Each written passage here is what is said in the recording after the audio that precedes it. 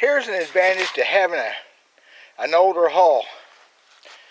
I got in a cedar tree today, left that scratch all the way down, got my sticker. It'll mostly buff out, but people brand new boats, that would kill them. Me, I'll try to wipe it out a little bit. I'm not worried about that. That's why I bought this thing for to use. And cedar trees are hard on boats, hedge trees are hard on boats, and Truman Lake's full of both of them.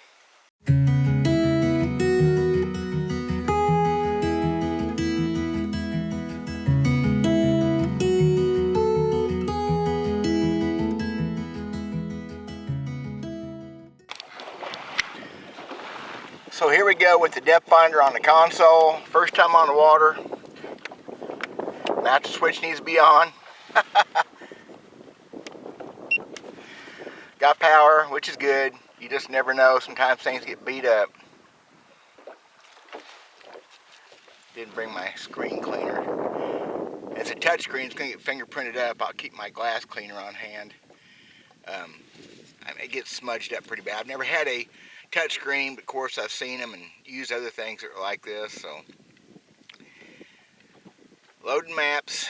It's one of the reasons I got this system here, because I can get maps of all these waterways. It makes for safer running, helps me a little bit maybe finding some fish. I'm going to agree to whatever that says. I don't care. There you go. So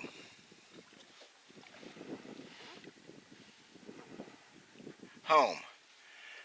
Go ahead and go to sonar. Traditional sonar. Okay, what did I do wrong there? Okay, there's traditional sonar.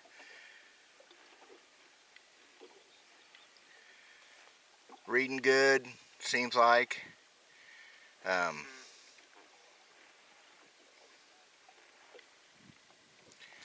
Clear view, which is a more modern look, which I don't know if I like as much or not. I think this line's when you first turn it on. That's kind of interesting. Never saw that before. 75.84 degree water. We're going less than half mile an hour, which makes sense. So the clock shows almost 10 o'clock in the morning, which is pretty much spot on. Boy, there's a bunch of something. Anyway, so it's working. I'm going to run down the lake now and see how it works at speed, see if it picks up bottom good. I don't worry about wide open. I'm worried about cruising speeds, etc., etc.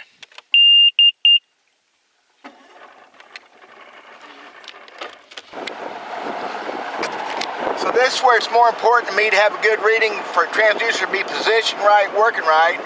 5.37 mile an hour. So I can graph and look at contours and depth. I touch the screen, something happened. I guess I better be careful what I touch. But it is reading fish. I just killed it, so I did. Never mind. How did I do that? I'm going to have to study on this. I touched the screen. I guess you want to look at something, you can kill it. I didn't know that. I maybe ought to check out the book it came with it. I don't know. But it's reading the bottom. It's reading bait fish. Okay, there's quite a bit of clutter on that screen there, though. It's clutter like this. It's bigger fish there, like catfish or spoonbills, some bait fish.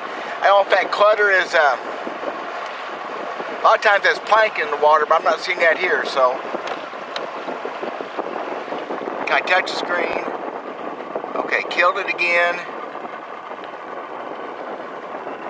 I slowed down to cut, yeah, I don't know what that is. A lot of clutter. It could be the water conditions. I don't see that's a transducer issue. Just those kind of things. I'm not going to spend too much time worrying about. I'm not going to knock myself out over it. But you need to have a good, clear picture, or there's no point having sonar. There are a lot of fish out here. These are probably rough fish mostly, some catfish maybe. I don't know. I don't know enough about this modern technology. Except the hooks, of course, are fish. Boy, there's a bunch of them stacked up right there. So we'll make a run down the lake. Gotta do some fishing. We'll check this thing out for speed and everything going down the water.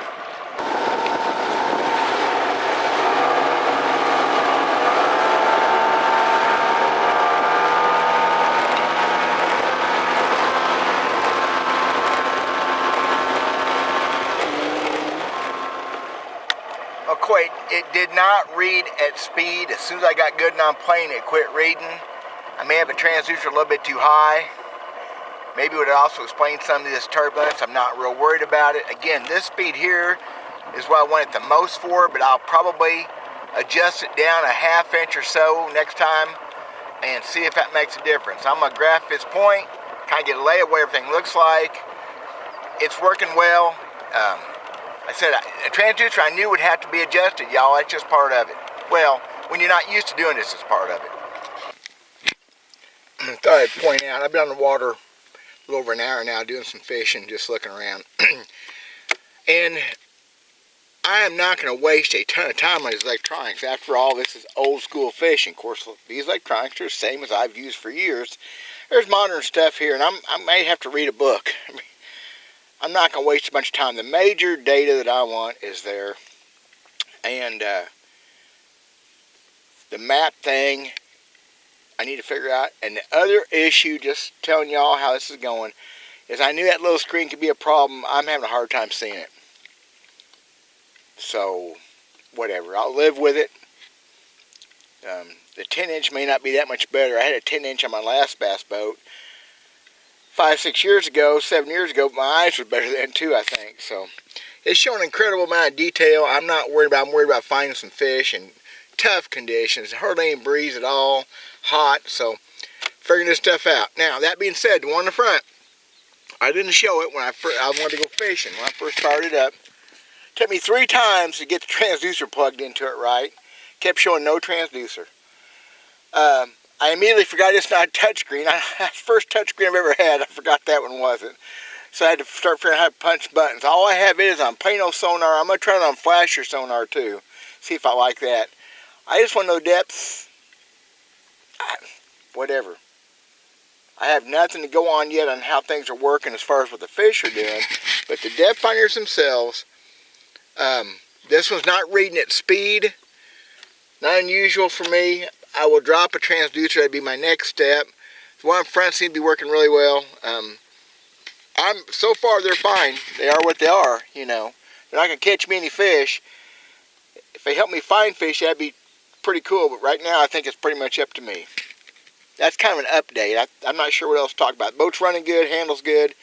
About 65 mile an hour is the most I've seen out of it, which is fine with this motor. This prop's not perfect. Well, for anything else to talk about, I'm going to go fishing again. So, my original idea for this boat for a front depth finder was a modern flasher. The 3-color flasher like Vexilar makes, my gosh, expense. So, I just now put this one on flasher. It looks pretty cool. I'm going to try it for a little bit. Showing a lot of the information I really need, mostly depth. It will show fish and brush and stuff. I got to learn how to read. I'm going to leave it there for a little bit. See what I think of it. I think it's cool. That'd be all I need right there.